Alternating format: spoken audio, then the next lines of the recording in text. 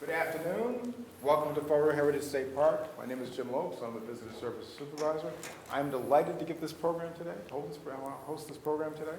For those of you who have been here before, you've seen the photographs that we have in our lobby. We have photographs that tell the whole history of Fall River. We also have them in our film, The Fabric of Fall River. We recognize a lot of these along the walls here. A couple of years ago, we rescued all these pictures from up in the archives here and mounted them as an exhibit on the walls. And these pictures, I tell people this all the time, these pictures tell a story. And they tell a story. It's more than Fall River's history. There's also the whole story of the labor movement in the U.S., the exploitation of children and women and immigrants, all of that. And it's very, I find it fascinating, I find it interesting. And lo and behold, on an aha night, I'm walking through downtown New Bedford, and I wandered into this wonderful place called the Labor Center, is it? Yes? On Pleasant Street. And I met these people who know more about labor relations and unions and all of this. Even when they told me that, because a couple of people were here, they told me about their love for these pictures and Lewis Hines and what he did for labor relations in Fall River. I was fascinated. So, this is our 35th anniversary. Fall River Heritage State Park is one of 8 heritage parks in the Massachusetts system. We're a state park. This is our 35th anniversary. And this is our next to the last, penultimate lecture this season. Our next lecture is on December 2nd. It will be about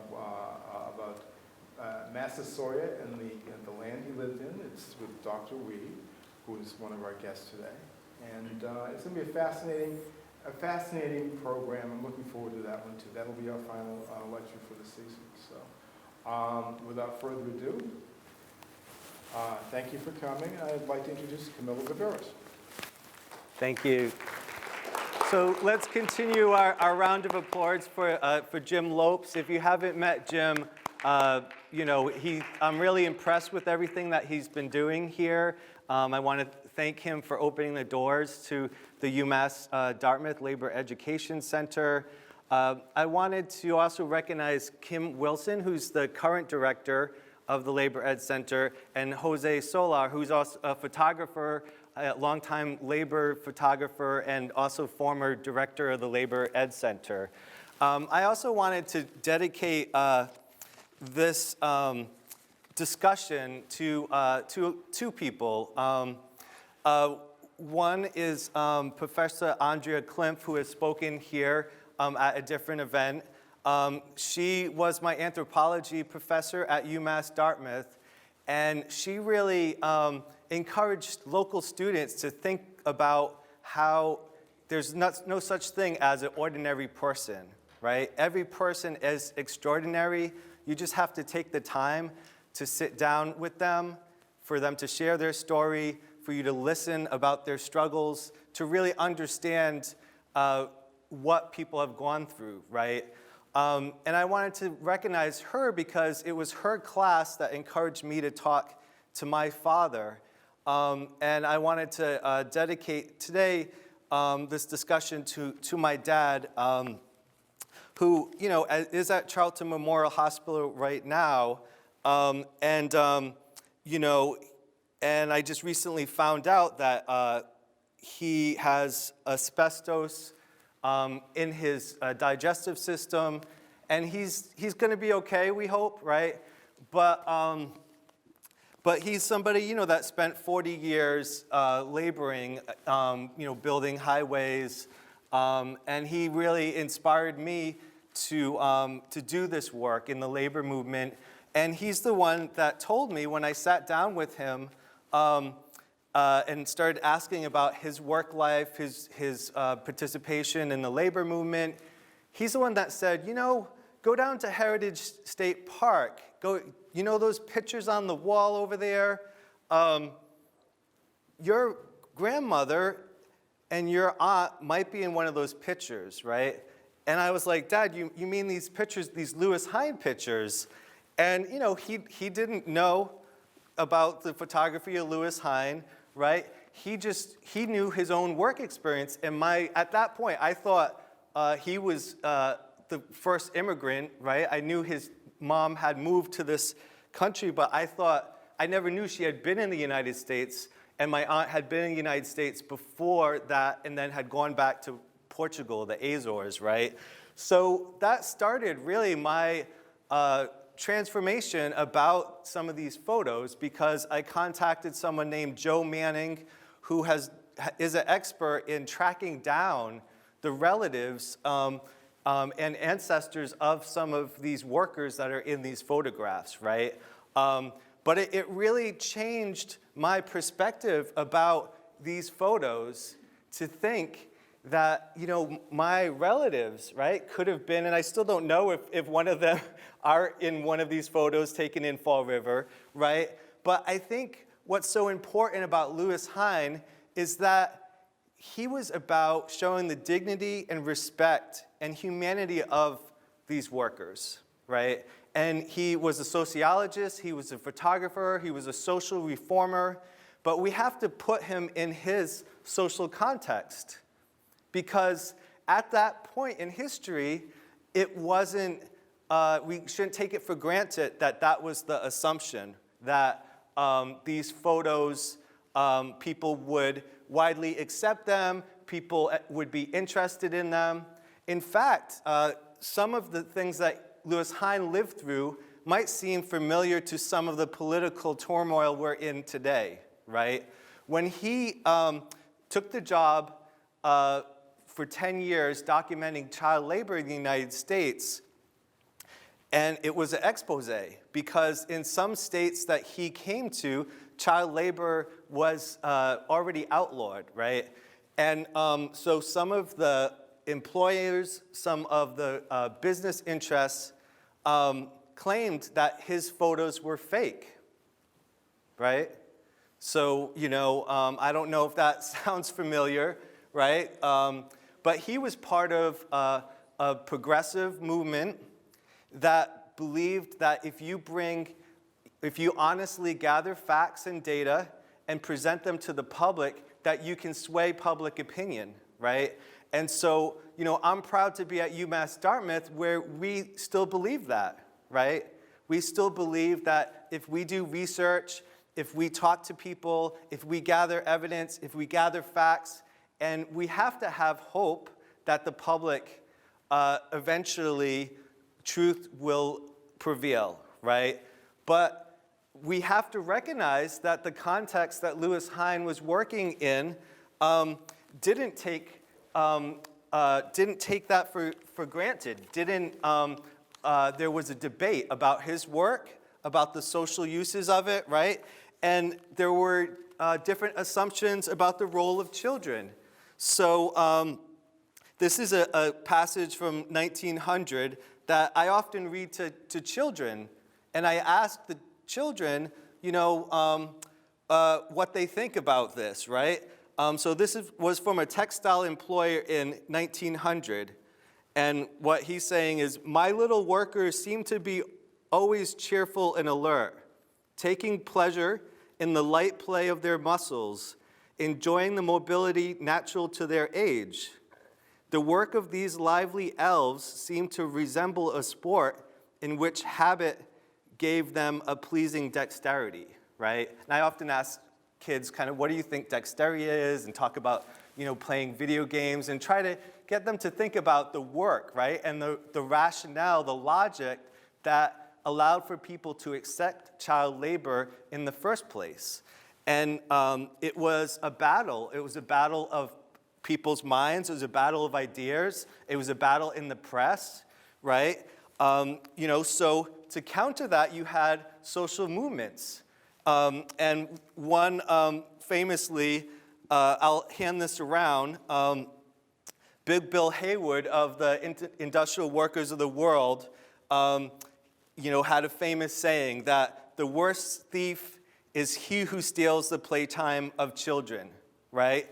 And so you had agitation, you had the labor movement, you had consumer rights groups, you had child welfare groups, reform groups, social work groups that were coming together and fighting against this assumption that actually children, you know, should be in working class, frankly, working class kids, because that was the divide, right? The assumption that everyone deserves a right to education.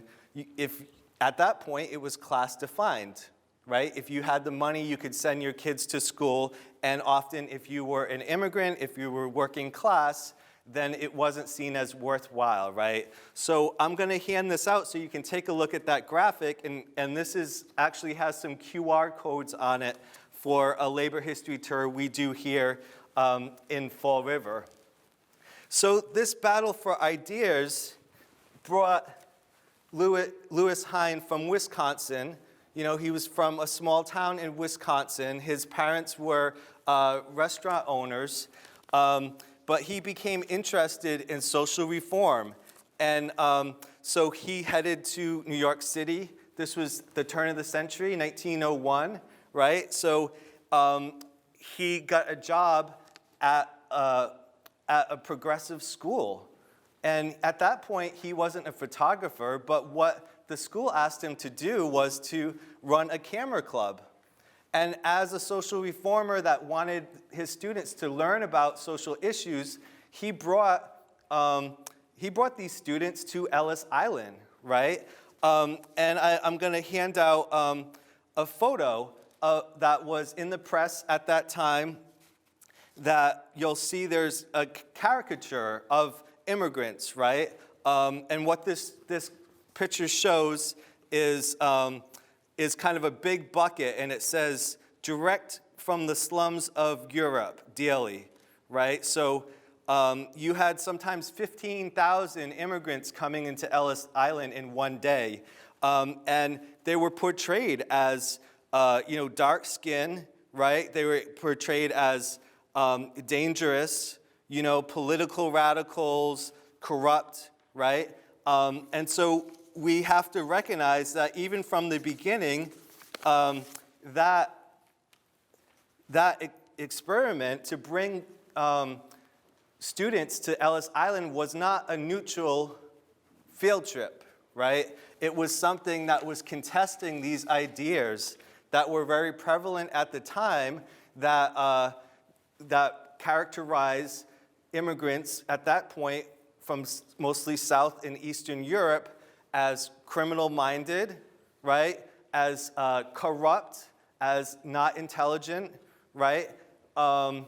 As dangerous, right? So these anti-immigrant notions, how did Lewis combat them with his class? Were these dignified portraits of immigrant families coming into Ellis Island, right? And he had to build trust with those families to take their photos, right? In a very scary situation,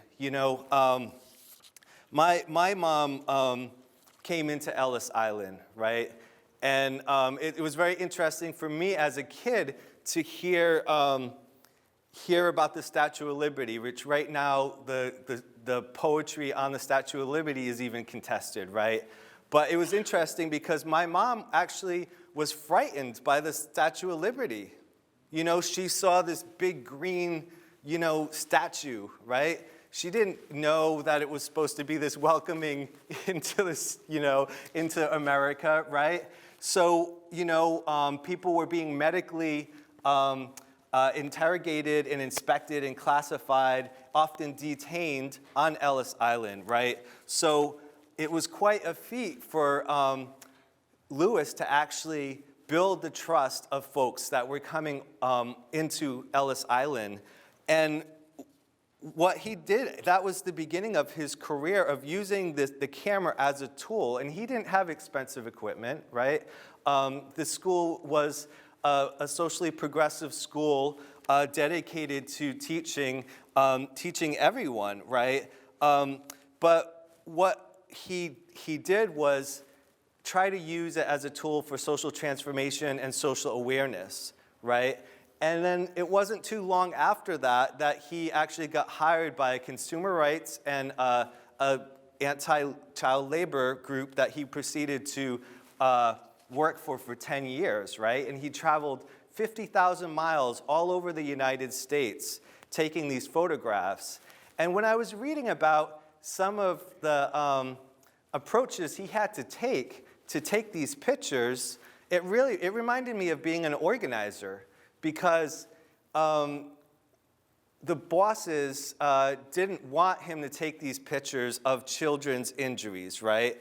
And so he had all these little tricks that would allow him to scientifically try to figure out how tall someone was. So he measured how high his buttons were. So if he had a child stand next to him, he could assess how tall they were, right? He would try to write notes. Sometimes when he would go into a factory or workplace, he would pose as a postcard salesperson, right? And you have to put yourself in this moment where this is state-of-the-art equipment, right? We're looking back on this equipment as old, but in that moment, it was actually, you're talking decades after the Industrial Revolution really took off.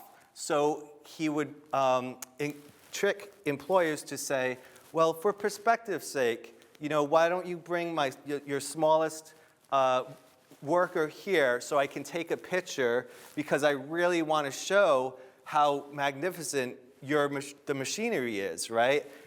So he had all these different tricks, and frankly, he would have to act sometimes. Sometimes he was just prohibited from going in at all, so he would stand outside the factory and try to talk to children as they come out, right?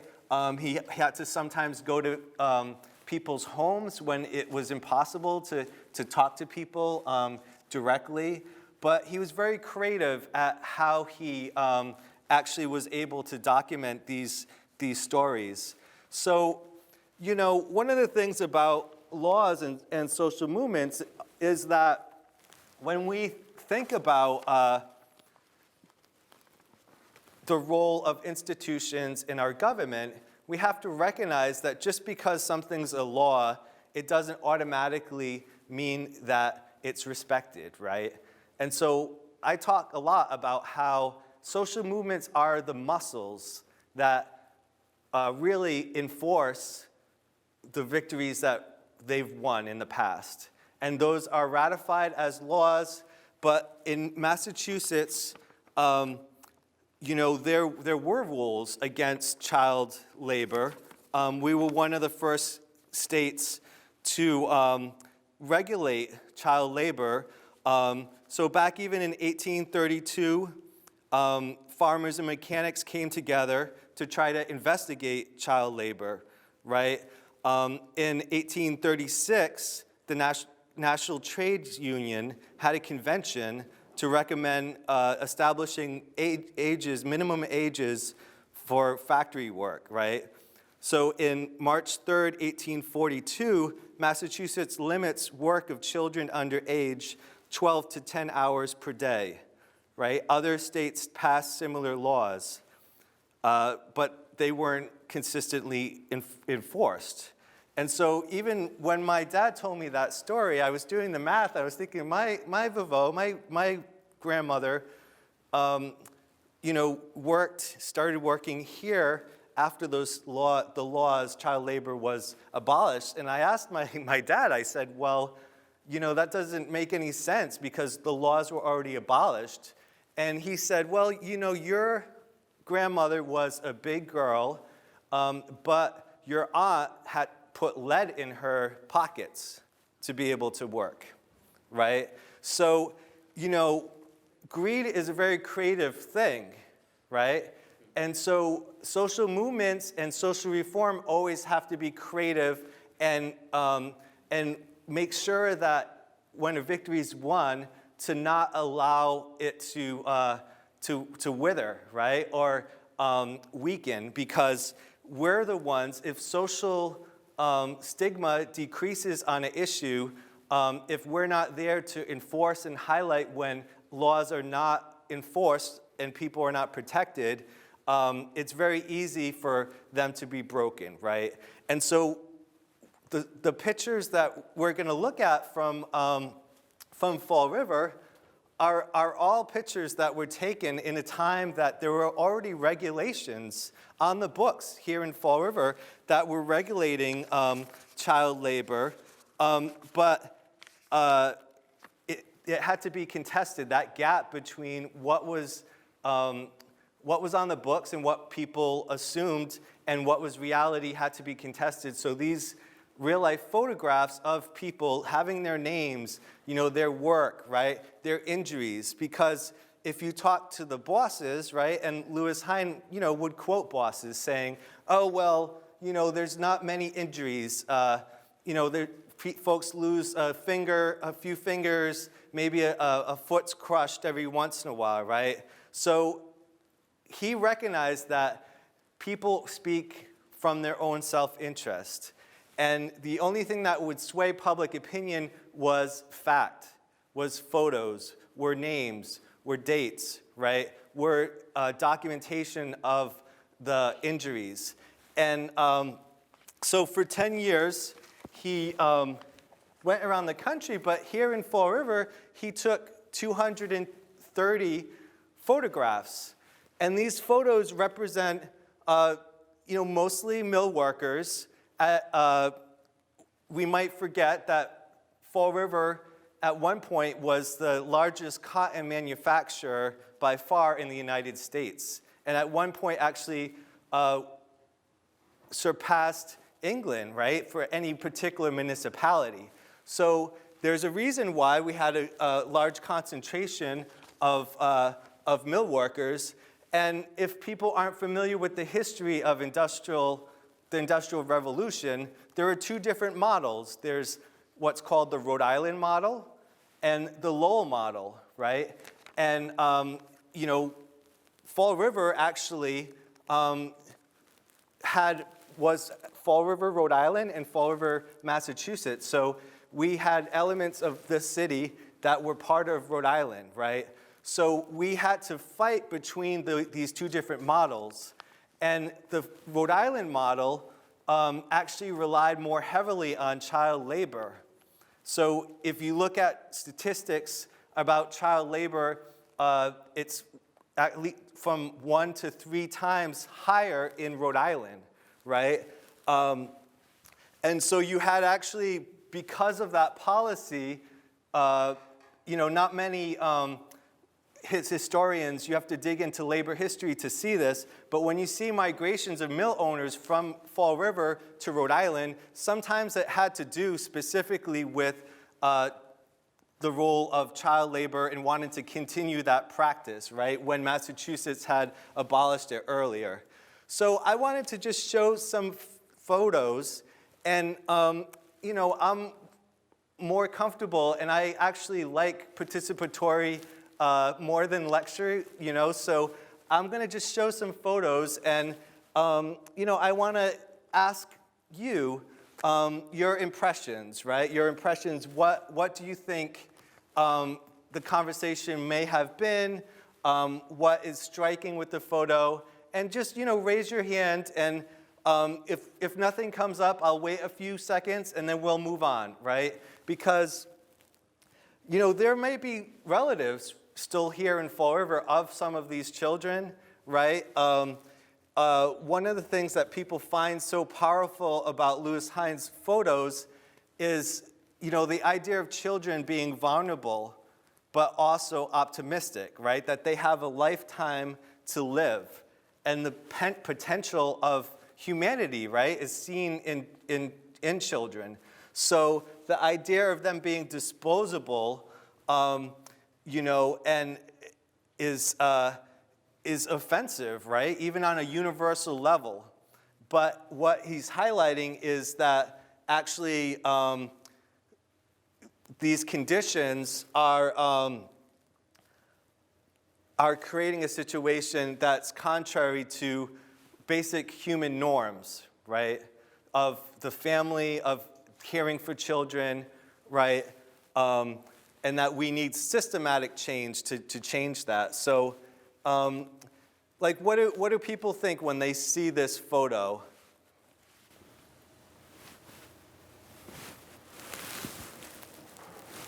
I was curious about the picture just before. Sure. It appears there's an African-American man in the background. And do you know much about the African-American population around here, or is that just a photo? Yeah, so in different factories, we have to be clear about exclusion, right, and discrimination that happen across all sectors of society. So in the factories in Fall River, there was there was clear recruitment where recruiters went to Portugal, went to different areas, went to Lancaster, England, right, and often excluded the idea of Southern black people being actually on the shop floor, right? So there was African American and Cape Verdean community here, but we have to be clear that generally there was racial politics. And even within the labor movement, those prejudice ideas played themselves out, right? Where gender, so women got generally paid half as much as men, right? And then children got paid half as much as women, right? So, and many people were excluded from work completely. And then favoritism worked itself out in actually the factories. So you had a hierarchy, and in Fall River, it starts with the English, and there was exclusion based on where you were from in England, right? And then French Canadians, Portuguese, but we have to be clear that colorism, white supremacy, and religion, right? Nationality, they were used as tools to try to divide workers, right? Where do the Irish fit in? Yeah, so the Irish, there was an Italian community, right? There was a Syrian community. So it was a multi-ethnic community, but, and this is a controversial subject in labor because there are some labor historians that look at, for example, the labor priests, and they see how there were priests that advocated, and there are still some that advocate for workers' rights, right? But there were also many, many occasions where the employers would give donations to different ethnic enclaves with the idea that they would not unite.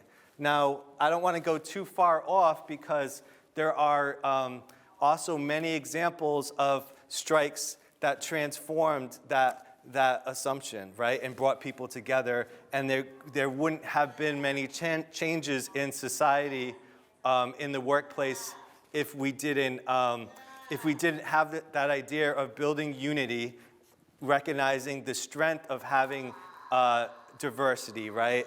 So that's something I think we have to do a reckoning with, especially in New England, because often we have an idea that we just happen to have a certain ethnic composition, but these are socially constructed, right, through roles, practices, and prejudice, right?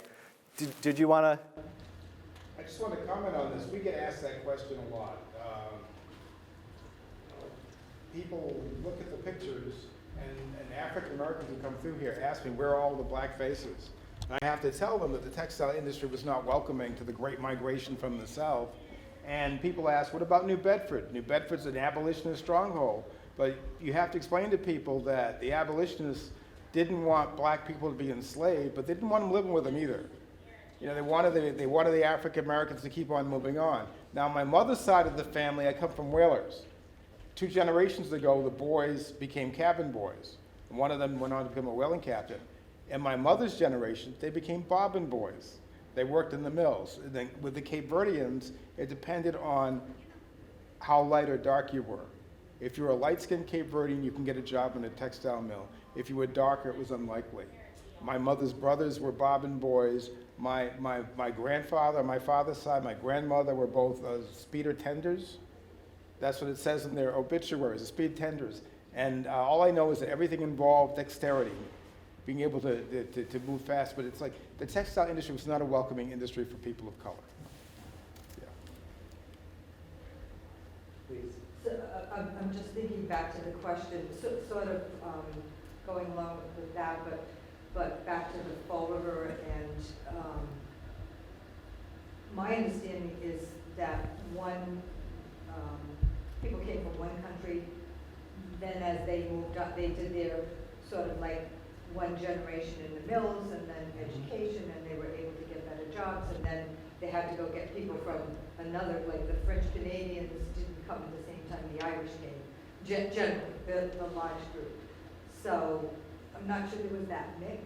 I'm wondering what the date is of this particular photo, do you know? Yeah, so he was active, it was from 1909 to 1913, so these photos are taken within that period. But yeah, I mean, Lewis Hines talked about actually how the chronology of his work, how often the photos that he was taking of immigrants at Ellis Island, sometimes he was within like 15 or 20 years, he was then taking pictures of their children, you know, working in the factory, or so yeah, there's definitely transitions over time, and also in station and position within the factories. And I think it's important in the last 15 minutes to recognize, you know, how it's not just race, ethnicity, religion, that if we don't recognize, you know, and respect difference as important as a source of strength, right?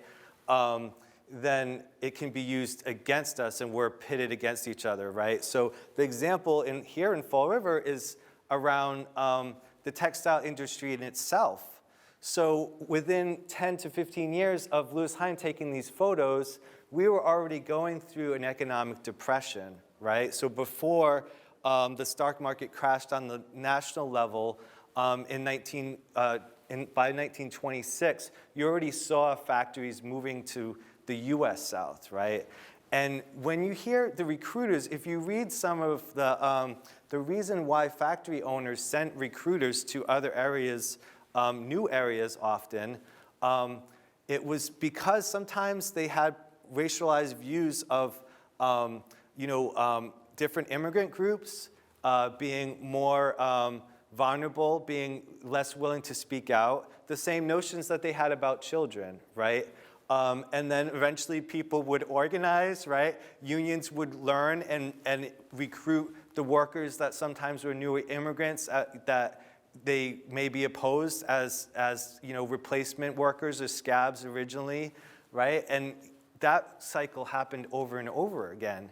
But ultimately, here in Fall River, you had this transition of the textile industry to the US South that was less likely to be unionized, and it starts all over again, right?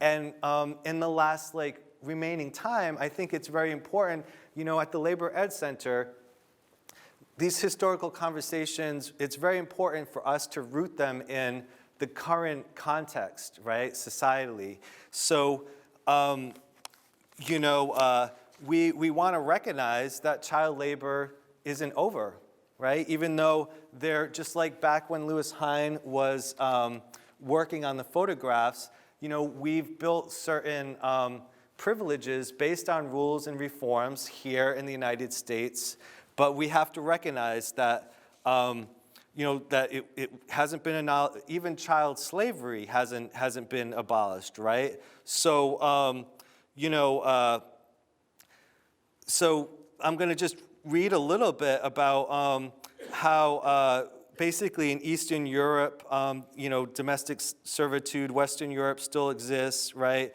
You have in the United States, sometimes with drug trafficking and unfortunately sexual exploitation of children, right? You have some people estimate that actually the numbers with population increase, the numbers of the people who are enslaved are higher now, right? And I'm not saying that the conditions are worse than chattel slavery. At the same time, we have to recognize that that child exploitation still occurs, despite there being, like the International Labor Organization, has documented that there are rules, but there's estimated 5 million child slaves working around the world. Like that was in 2017, right? So the ILO, the International Labor Organization, says there's over 3,780,000 in forced labor, right? Almost 1 million that are being sexually exploited, right? And over 300,000 that are child soldiers, right? So, when Lewis Hines did this work, he had to develop these films in hotel rooms, in coal buckets, right? He was accosted, sometimes beaten, driven out of town, right? These days, you can go on YouTube, right, and you can Google child labor gold, right? Child labor mica, child labor chocolate, right? And you'll find these images come from all over the world, right? And so it's not as simple as saying we don't have a connection to this, these conditions exist other places, because I love chocolate, right? The question is, what do we do about it, right? And there isn't just one answer to what we do about it. I think as an organizer, Lewis Hines found a skill, found his creativity to be able to shine a light and expose injustice. And so all of us have different relationships and different skills that we can utilize to try to make positive change and build awareness, right? To make sure that our consumer choices aren't built on the exploitation of others, because that was key to Lewis's success, right? Because humans are very adaptable, and although there was resistance by the children also often adapted. They needed consumers to care and to be exposed to the reality that allowed people to purchase clothing at a more affordable price, right? To be able to warm their homes. I mean, he went to Appalachia and took photos of children sorting through coal, right? Many of the basic things that the so-called middle class were enjoying in this country were being built on the backs of children, right? So we shouldn't see this as a historical period that has ended. We need to really challenge ourselves and figure out, if we're involved in a religious congregation, how can we bring up these ethical conversations in a way that we can make a difference, which we can. We can make a difference, right? If Lewis Hines just got overwhelmed and thought, I'm not going to make a difference, right? What would have happened? And he was, during his life, I mean, he became famous, but he didn't die famous and affluent, right? His home was foreclosed, and he struggled, right? He was an ordinary person to a lot of people, right? So as neighbors, as community members, I would like to open up the conversation, not just about being inspired by Lewis Hines' actions of the past, but what can we do today to learn more about, our consumer choices, but just as important, what power do we have, not just as consumers, but actually as workers, as congregation members, right, that belong to maybe churches, belong to community organizations.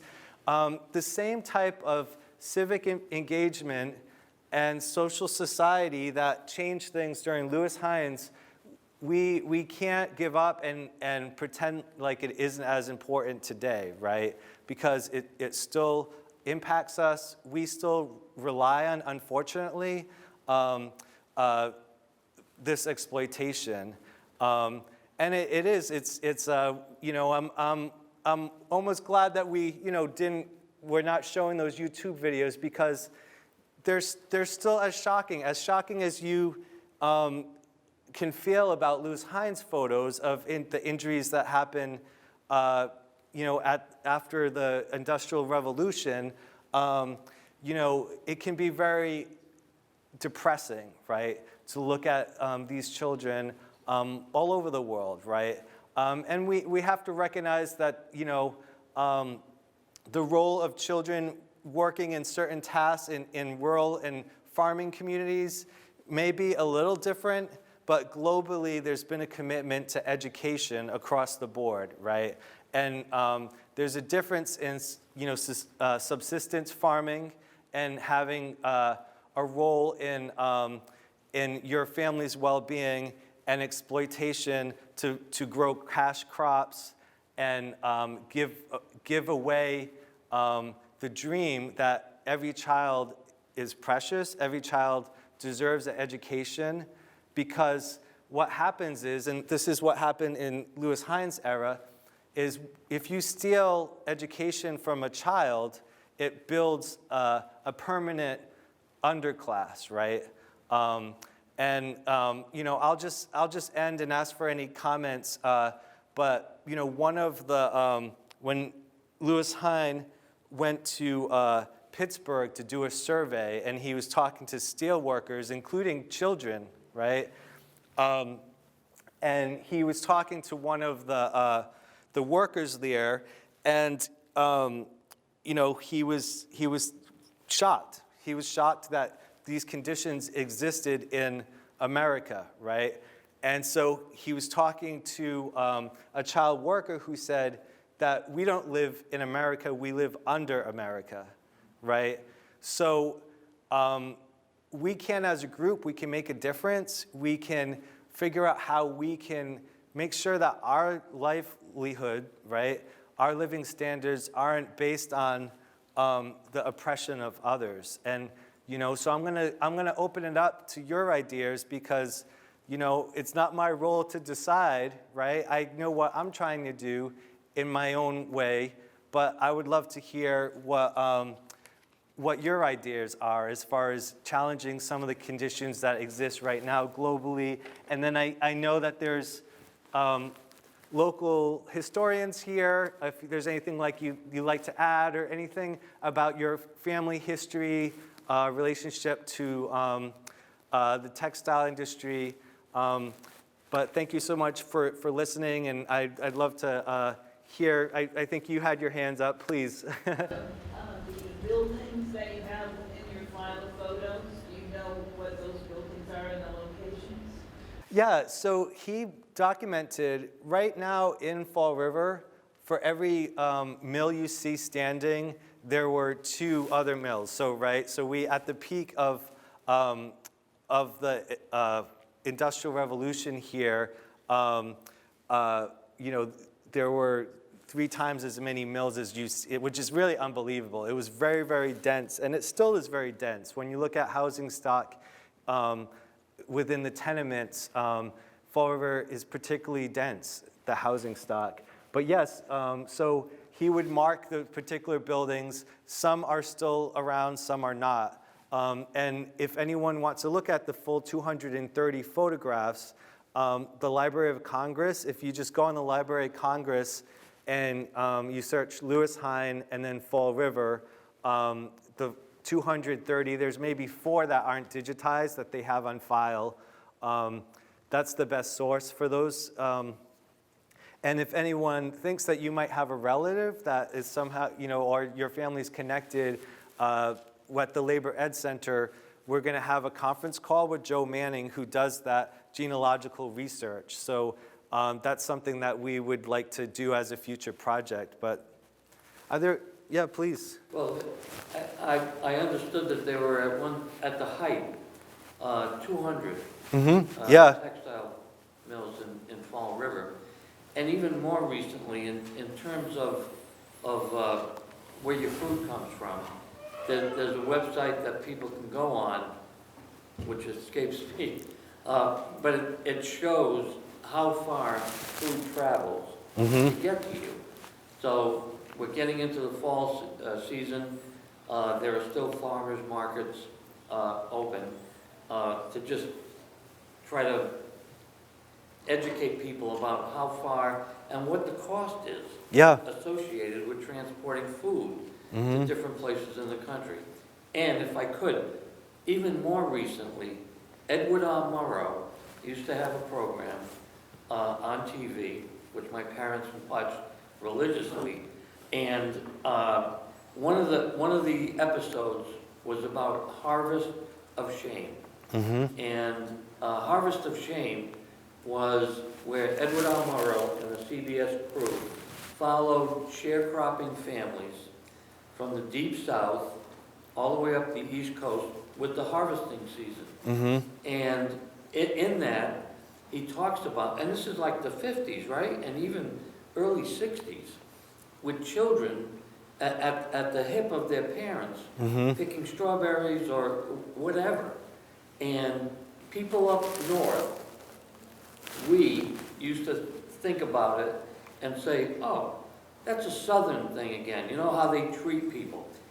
They transported massive groups of people at night from one harvest area to another in the wooden stake trucks, accidents all over the place, deaths, people injured. It was just amazing. And to the point of it being a southern program, Edward R. Murrow actually followed them all the way to Long Island, which, you know, Collier Yastrzemski's parents were potato farmers, and followed them all the way up, New Jersey, New York, Long Island.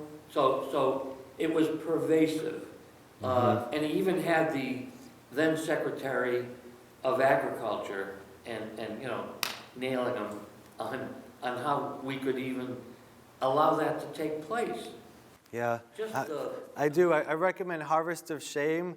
And then to update that, there's a group called the Coalition of Immokalee Workers in Florida, which how they became well known is because they found forced labor and they mostly harvest tomatoes there. But if you're interested, and you know, as labor educators, there's an exercise that we often do where we ask people to look at the label on their clothing, right?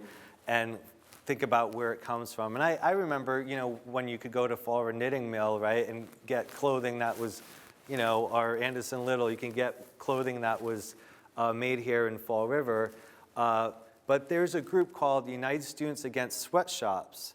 And I think we need to learn from their efforts because initially they had a simple knee-jerk reaction where they said, you know, our main role was as consumers to just simply boycott, right? But as they built relationships with workers around the world, they really realized that they needed to have connections with workers, they need to have conversations and figure out how they could leverage their privilege and consumer and economic power in ways that would reinforce the demands of those workers, right? So all of this is relational, organizing is relational. And so if you have a question, if you're worried about, you know, a consumer choice that you make, try to not just follow the money, but follow the people, right? Follow who's being exploited. You know, even if it's an immigrant or refugee community, you know, if you look in our backyard, our neighborhoods, our region, there's probably migrants from those areas, right? Or residents from those ethnic groups that you can have a dialogue with, that you can learn from and figure out together how to make the biggest impact. And it might take a little bit more time, but it's, you know, it's more meaningful. And, you know, I'm not saying collectivism, you know, just boycotting, but if you just, you know, if you just print out all the things that you need to boycott, it's quite a list, right? I think we can have even a bigger impact if we as communities figure out, you know, what are we connected to? You know, what are the things that we like as a family, as a community, as an organization, as a community of faith, and then figure out how we can connect to those workers, right? Because Fundamentally, that's at the core of organizing is letting people speak for themselves and figuring out how to come to the solution together, right? And I think that's important, is figuring out that, and the same with farm workers. I mean, we have farm workers in our communities, right? And there's dialogues with farmers and growers, right? So it's a constant effort, but we learn more about ourselves when we endeavor to struggle with that, right? So are there any other comments? And I think I'm going to just make one more announcement, but Jose Solar, please. In terms of the young people, and what you brought up with the Harvest of Shame, you can follow that up by looking at a film called The Harvest. It shows young people from Mexican descent that instead of going to school are working the farm. Yeah. And if you want to follow the migrant farm workers, I used to do, in New Jersey, I used to do work in education and stuff with farm workers, with the Committee in Support of Farm Workers. And GATA, it's called GATA. And to there we saw how they would bring in first African Americans as migrant farmers. When they started organizing, they would bring in Puerto Ricans, who would bring them from the island. They had people who recruited them on the island and basically forced them to buy liquor, women, drugs from the little money they were making. The living conditions were horrible. I did a photo essay for Claridad, a newspaper in Puerto Rico, talking about apartheid in the U.S. and apartheid in South Africa, and had pictures of that. But then you would go all the way up here, Holyoke. The amount of Puerto Ricans in Holyoke is connected to the farm work there. Yeah. And the poverty and all that stuff like that, so that you could follow that and you could still see it. One of the great photographers of this at this point in time is David Bacon from California, who has been, and he has a number of books out and articles that has been documenting the farm workers and their struggle, and the immigrant workers and their struggle. And we also have immigrant workers that are facing all kinds of exploitation and are doing some incredible stuff. In Fall River, Atlantic Cape, 3 women won a lawsuit for sexual harassment and wage theft, and one over with the sexual harassment was something like, I think it was close to $600,000, and with the wage theft, it brought it up to $1 million against Atlantic Cape and BJ, which is a temporary agency, which is a bunch of, I don't want to say the word, all right? These women have taken that money, taken what belongs to them, and set up a foundation so other women can go after these people for sexual harassment. That's the contributions that these people make, no matter how oppressed they are, how exploited they are. They're not just thinking of themselves, they're thinking of other folks. And then you have Bob's Tire in New Bedford, where workers are being harassed. They organize, and the owner takes it out on them by having them picked up by ICE when they're in New Hampshire delivering tires and stuff like that. I mean, this is the kind of stuff that's still going on. And if we can organize and help these communities and see that they're doing jobs that our people don't do in most cases because of the working conditions of those places, and the bosses aren't willing to give the right working conditions to get more people into that. And they're doing stuff that's necessary, and I think it's key. But there is a lot of movement. I mean, he was fantastic. He was part of a group called the Photo League of New York in his later life, and he died at 40, and he would be there every afternoon at that place, and he was there helping to train other photographers, younger photographers, because nobody would give him a job, because of his commitment to especially kids, and especially in the mining area. I'm glad that Camille and what's his name? Yeah, thanks again to Jim Lopes for opening the door, and yeah. This guy has a good history that's not known. So yeah, thank you for hosting us, and I'm going to hand out this. Actually, the group of workers that Jose was talking about is going to be recognized at an event at the Labor Ed Center. So if you're interested, you can talk to Kim Wilson, but I'll hand this out. Thanks again for taking the time today. And I look forward to future educational events here. And so thanks again for having us. Well, thank you, Camilo. Thank you for coming. I just want to end this one uplifting story, and that is in New Bedford, Massachusetts. A lot of people used to do back in turn of the century is that their families were, this is from last century, their families were whalers living in the waterfront of New Bedford. But they had, for all their cousins over in the islands, and their cousins would work in the cranberry farms. And this is exploitation agriculture. And my grandparents' house, which they bought in the 1880s, all their cousins would come over from Cape Verde and stay there, and then go harvest cranberries.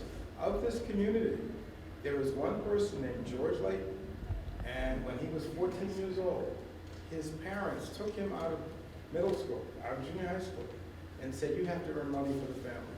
And between the ages of 10 and 14, he was picking cranberries. At 14, they sent him out to sea, Merchant Mariner. Okay, he never finished middle school, never finished junior high school, never finished high school. But he studied, and he read, and he was able to talk his way into Howard University. He graduated summa cum laude from Howard University, and then talked his way into Harvard Law School, and went on to become a federal judge. He passed away last year at the age of 106. But he's very proud of the fact that he was a laborer, he was the child of immigrants, and he succeeded in this country. And our theme this season has been, Fall River is a city of immigrants, it's a community of immigrants. And these are stories of survival, stories of people making a place for themselves in America.